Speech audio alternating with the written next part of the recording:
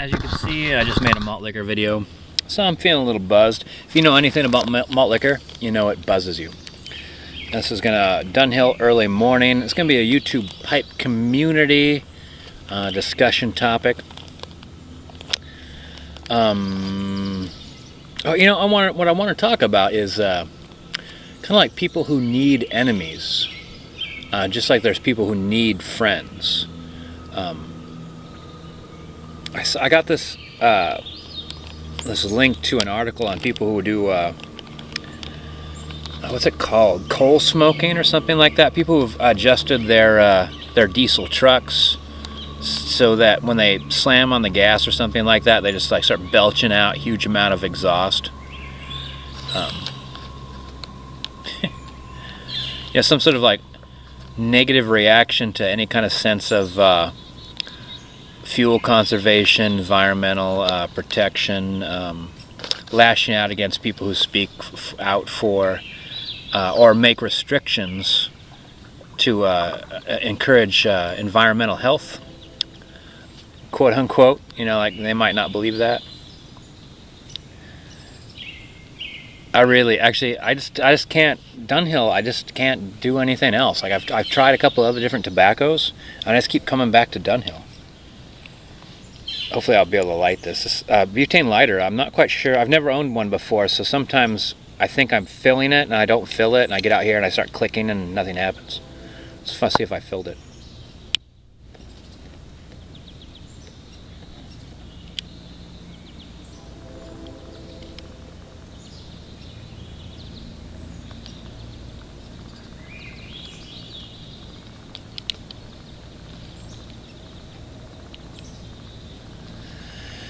But I think some people need enemies, just like some people need friends. And I was like thinking about like, why do people need enemies for one? And I think there must probably be about as many reasons as there are people. But like I wanted to like think out some ideas. You know, maybe you have some ideas about it. One is like the tall poppy syndrome. It's where you have to disagree with people or disapprove of people because that makes you better than them. And so the more people you disapprove of, the more people you disagree with, the more people who are less than you, the more people you look down upon.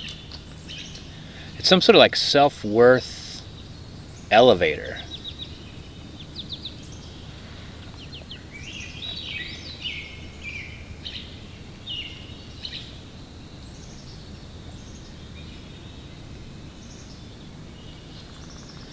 Which kind of makes me think that if you do something extreme, like manipulating your diesel truck so that it belches out smoke, so you could take care of that tailgating Prius, oh, the dragonfly are so beautiful. It's like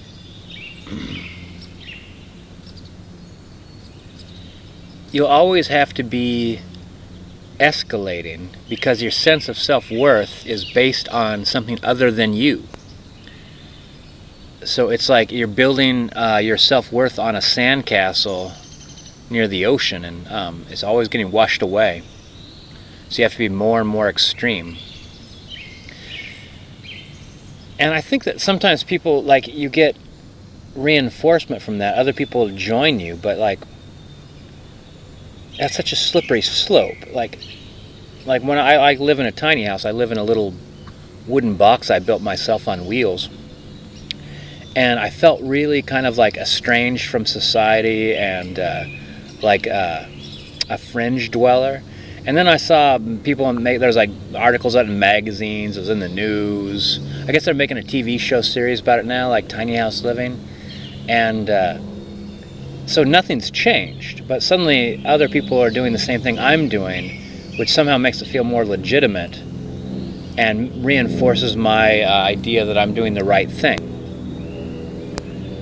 So that's where the slippery slope is. Like, so if you're doing something, other people are doing the same thing, that doesn't necessarily mean it's right. So it's hard to figure out other than basing it on your motivation. You know, are you trying to help something, or are you trying to break something down?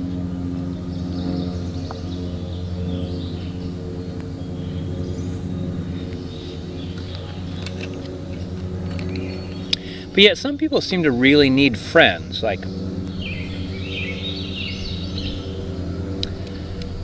I know a few people that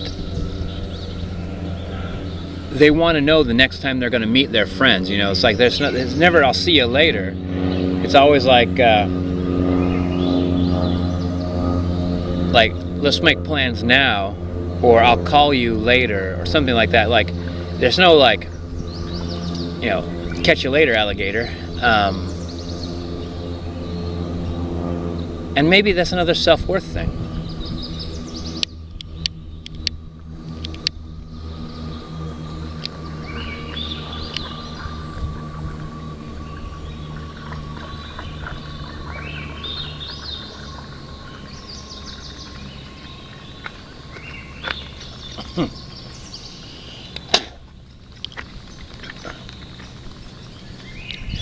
Like the value of me goes up by how many friends I have, or the quality of my friends.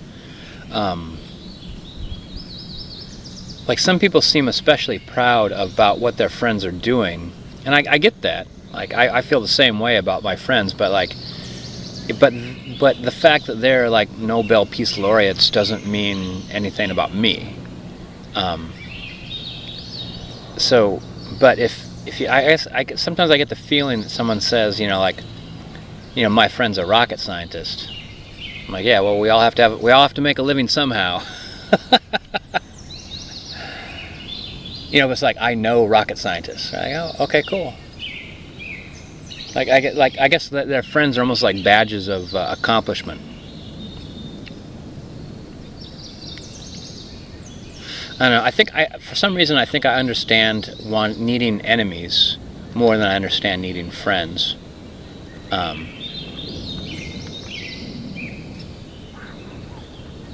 like, I guess the thing is like, well, what about and then just we'll throw that aside. Like, what about the whole middle of the road thing? You know, it's like, you know, I have enemies, I have friends. I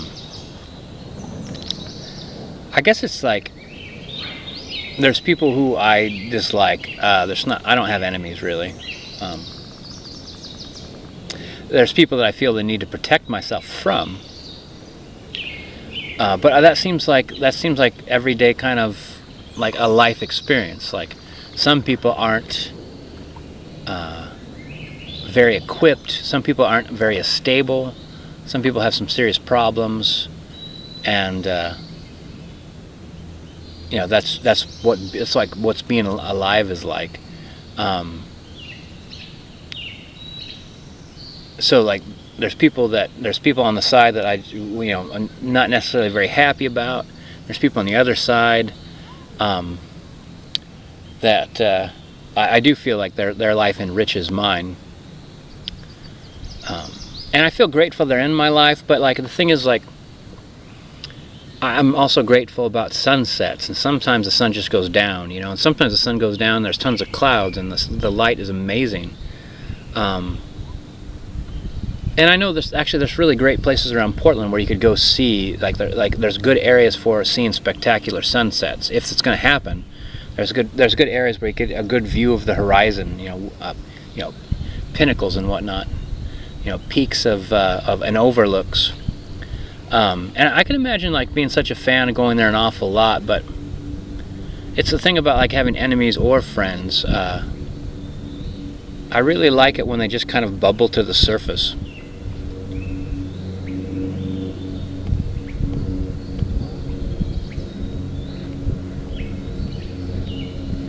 You know, actually, one thing, I'm done talking. Actually, one thing I learned. Is you like when you're smoking and you tamp down the ash up top and then you relight.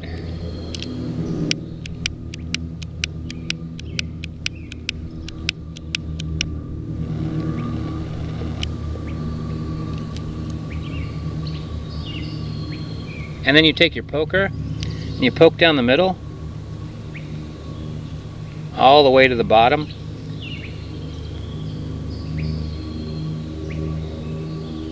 So you get this awesome draw through a layer of ash.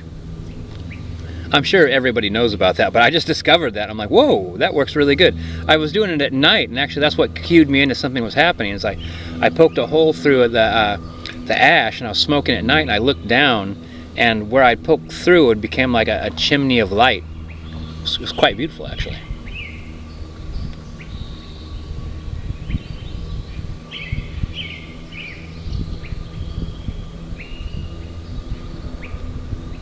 All right, pipe community, seen the tubes. Keep your pipes hot and your women hotter.